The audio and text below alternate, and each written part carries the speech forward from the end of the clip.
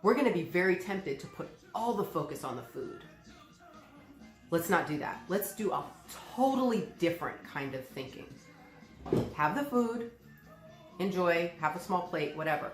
But look up. Spend extra time talking to the people who are there.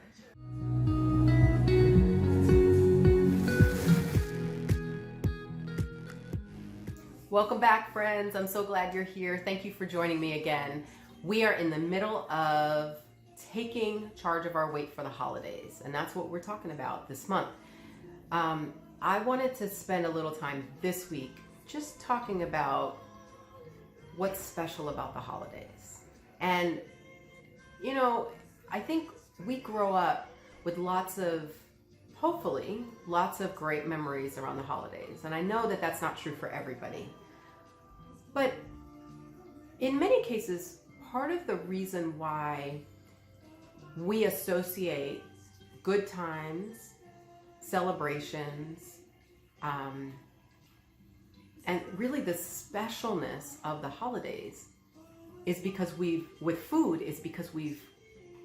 combined the memory of the event and the good feelings with the food. So, for example, when every year Grandma makes that special pumpkin pie, okay, let me get a better example. Pecan pie. Every year, that's the only time of year that she makes that, and that is the pie. Now, is eating the pecan pie the thing that made the holiday special? Or was it the love, the energy, the being at Grandma's house that was really what was special? I would say it was the latter. But your brain connected that sweetness and the pie and the sugar and recorded the memory. All that's mixed together. So when you taste that pie, that brings up all the memories of Grandma and Grandma's house and all the laughter and the football game in the background and all that good stuff. So what I want to bring up for us is to really dig for the memories, the things that we really think are associated with the foods, that every year we have to have roasted Brussels sprouts and stewed tomatoes, and like that's the meal, that's Christmas. A lot of what we're doing is we're trying to recreate the memories of those holidays. And so we can recreate some of it, and you can reminisce a little bit with the food that you make. But really, what you're going for is the specialness of the holiday, the togetherness, the conversations.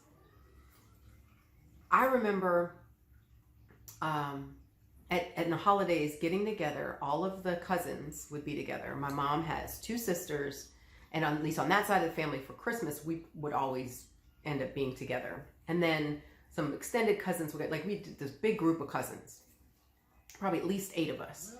And we would make music videos. It was back in the day with BET and MTV and all those music videos, and we would get one of the most popular songs and play that on the boombox. Okay, I know I'm old, but I'm just saying. Play the cassette, and then we would act out the videos, and we would laugh and just have a ball. We would dress up in like Michael Jackson jackets. You know what I'm saying? Like we would. Okay, this is a long time ago. What I'm saying is, if I associate that great memory with macaroni and cheese, then when I eat macaroni and cheese, I think that's what made the holiday special. Macaroni and cheese is just food. It was a food we had at that time, but the specialness of that holiday was not the macaroni and cheese. I don't care how good it is, and you might make the very best macaroni and cheese on the planet. Great, have some macaroni and cheese, but remember, the specialness of the holiday is not the food.